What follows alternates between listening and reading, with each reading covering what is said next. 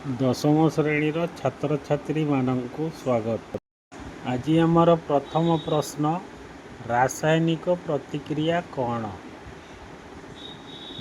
Option ଏ ଅବସ୍ଥାର ପରିବର୍ତ୍ତନ, option B ନୂତନ ପଦାର୍ଥ ଗଠନ, ଅପସନ୍ ସି ରଙ୍ଗ ପରିବର୍ତ୍ତନ।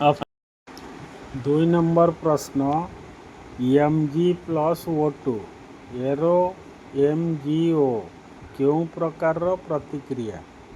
ଅପସନ୍ ଏ ବିଯୋଜନ, ଅପସନ୍ ବି ବିସ୍ଥାପନ, ଅପସନ୍ ସି ସଂଯୋଗ, ଅପସନ୍ ଡି ଦ୍ୱିବିସ୍ଥାପନ। 3 ନମ୍ବର ପ୍ରଶ୍ନ, ଶ୍ୱାସକ୍ରିୟା କେଉଁ ପ୍ରକାର ପ୍ରତିକ୍ରିୟା? ଅପସନ୍ ଏ ତାପ ଶୋଷୀ, ଅପସନ୍ ସି ତାପ ଉତ୍ପାଦୀ, ଅପସନ୍ ବି ତାପ ଉତ୍ପାଦୀ, ଅପସନ୍ ସି ବିୟୋଜନ,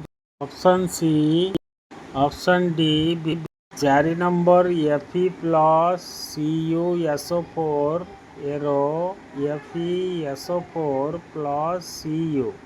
କେଉଁ ପ୍ରକାର ପ୍ରତିକ୍ରିୟା?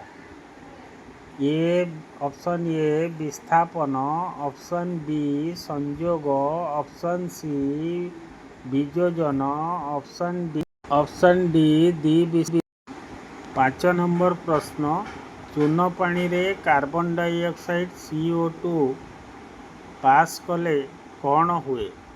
ଅପସନ୍ ଏ ଲାଲ ହୁଏ, ଅପସନ୍ ବି ନୀଳ ହୁଏ, ଅପସନ୍ ସି ଦୁଧିଆ ହୁଏ, ଅପସନ୍ ଡି ହଳଦିଆ ହୁଏ।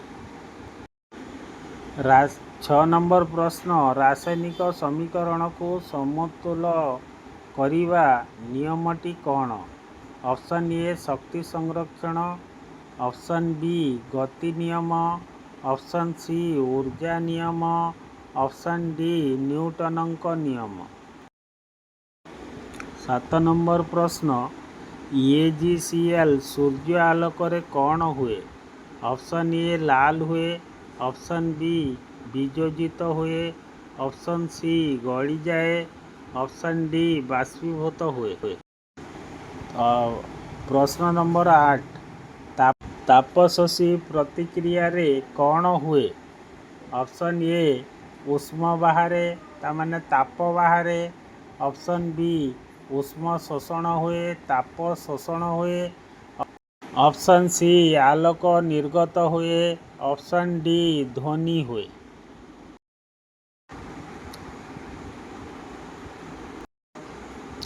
9 ନମ୍ବର ପ୍ରଶ୍ନ, Zn+H2SO4 arrow ZnSO4 +, option A O2, option B H2, option C N2, option D CO2। 10 number ପ୍ରଶ୍ନ, ଶ୍ୱାସକ୍ରିୟାରେ କେଉଁ ଗ୍ୟାସ୍ ନିର୍ଗତ ହୁଏ? Option A O2, option B H2, option C CO2, option D N2। 11 number ପ୍ରଶ୍ନ, ଲୁହାରେ କଳଙ୍କି ପଡ଼ିବାକୁ କ'ଣ କୁହାଯାଏ? ନମ୍ବର ଏ କ୍ଷୟ, ନମ୍ବର ବି ହେଇଗଲା ବାଷ୍ପୀକରଣ, ନମ୍ବର ସି ହେଇଗଲା ଗଳନ, ନମ୍ବର ଡି ହେଇଗଲା ଉତ୍କଳନ।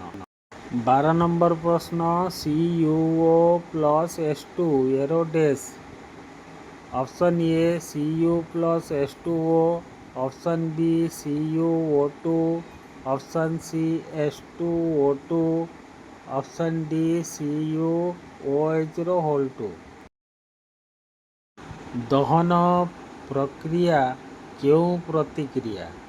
ଅପସନ୍ ଏ ତାପ ଉତ୍ପାଦୀ, ଅପସନ୍ ବି ତାପ ଶୋଷୀ, ଅପସନ୍ ସି ବିଯୋଜନ, ଅପସନ୍ ଡି ସଂଯୋଗ। 14 ନମ୍ବର ପ୍ରଶ୍ନ, ଫଟୋଗ୍ରାଫିରେ କେଉଁ ଯୌଗିକ ବ୍ୟବହୃତ ହୁଏ? ଅପସନ୍ ଏ AgBr, option B NaCl, option C CaCO3, option D MgO।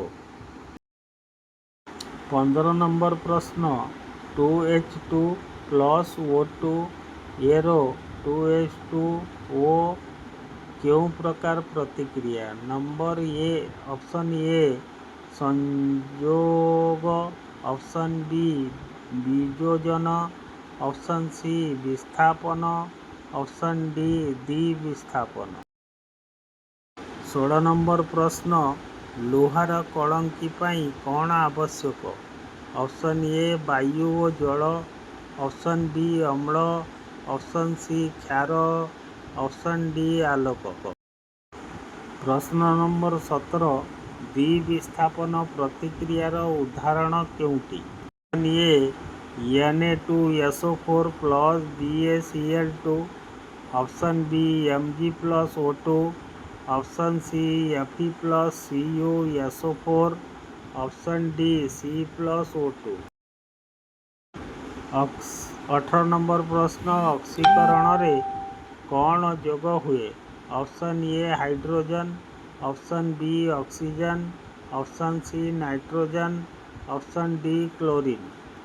19 number ପ୍ରଶ୍ନ ହ୍ରାସ ରିଡକ୍ସନରେ କ'ଣ ଅପସାରିତ ହୁଏ?